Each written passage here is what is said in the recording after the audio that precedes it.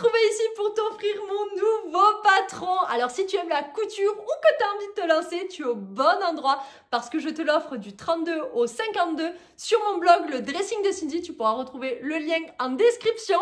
D'ailleurs, tu retrouveras d'autres patrons offerts sur le blog aussi. Tu peux coudre ce modèle en version robe, en version blouse ou les deux, c'est toi qui choisis. Et tu peux aussi porter la manche comme ça peut donner un autre style. Tu verras, il est vraiment simple à réaliser. Et d'ailleurs, pour les explications, eh bien, c'est maintenant, c'est parti. Et tu pourras le faire même si tu débutes en couture. Commence par découper tes pièces. Tu as un dos, un devant, deux manches et les parmentures pour l'encolure. On va commencer par les pinces. Donc, tu prends le tissu envers face à toi et tu viens superposer les repères pinces et les coudre de l'extérieur vers l'intérieur. C'est comme ça que tu auras des jolies pinces. Tu laisseras dépasser les fils et tu viendras faire deux petits nœuds. Coupe le surplus de fil et repasse. Normalement, en faisant comme ça, tu devrais avoir de belles pointes de pince poitrine.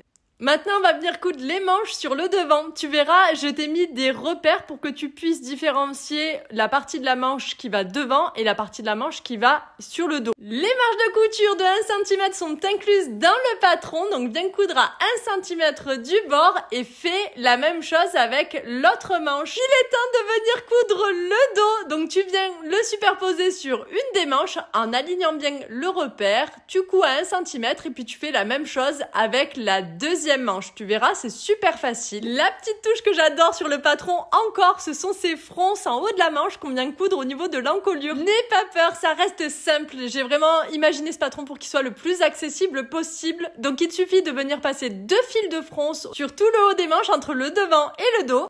Je te montre en mettant le tissu autrement si ça te permet de mieux te projeter. Donc tu viens passer un premier fil de fronce à 0,5 du bord et un deuxième à 1,5 cm. L'idéal, c'est d'augmenter ta longueur de poigne et de baisser la tension de ton fil. Viens coudre tes parmentures devant et dos ensemble. D'ailleurs, je te conseille toujours de les thermocoller avant de les découper. Comme ça, tu es sûr que rien ne bouge. Tu as des repères sur les parmentures qu'il faudra venir aligner. Donc là, c'est pour venir aligner avec le dos. Ici, on viendra l'aligner avec le devant et ici, on viendra mettre les fronces de la manche. D'ailleurs, c'est le moment de les faire. Donc tu verras, c'est très simple. Si tu as augmenté ta longueur de poigne et baissé un peu ta tension, il suffit de venir tirer tes fils de canette et regarde, ça se fronce tout seul. Donc tu le fais sur une manche et puis sur l'autre. Maintenant que les fronces sont faites, on va venir coudre la parmenture au niveau de l'encolure. Donc c'est très simple, il suffit de respecter les repères. Donc ici, on vient aligner les coutures devant avec les coutures devant, les repères dos avec les coutures dos manches et ensuite tu n'as plus qu'à répartir les fronces dans l'espace qu'il te reste. Alors je t'ai rajouté un repère pour t'indiquer le milieu de manche, ça peut t'aider à répartir les fronces mais tu n'es pas obligé de l'utiliser. Coup autour de l'encolure à 1 cm du bord et crante. Alors moi là j'utilise un ciseau cranteur mais tu peux tout à fait faire des crans avec la pointe de ton ciseau. Rentre ta parmenture mais avant n'hésite pas à faire une couture morte pour qu'elle reste bien en place. Et ma petite astuce, c'est de venir coudre ma parmenture sur les coutures qu'on a fait préalablement. Donc par exemple entre ton devant et ta manche. Et comme ça, t'es sûr que ta parmenture ne sortira pas. Superpose ton dos avec ton devant. Les manches vont se mettre en place toutes seules. Et viens coudre à 1 cm du bord pour fermer ta blouse.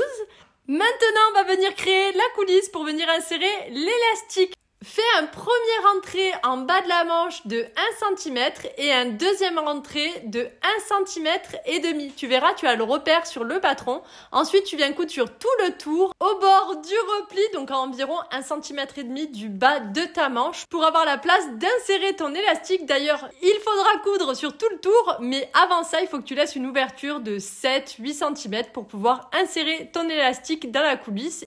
Mets une épingle à nourrice à l'extrémité de ton élastique et viens l'insérer dans la coulisse que tu viens de coudre. Fais tout le tour pour le faire ressortir de l'autre côté. Enlève l'épingle à nourrice, superpose les deux extrémités de l'élastique. Viens les coudre ensemble. Il faut pas hésiter à faire un point zigzag ou à faire plusieurs allers-retours. Tu peux faire un carré avec une croix à l'intérieur pour être sûr que ça ne bouge pas.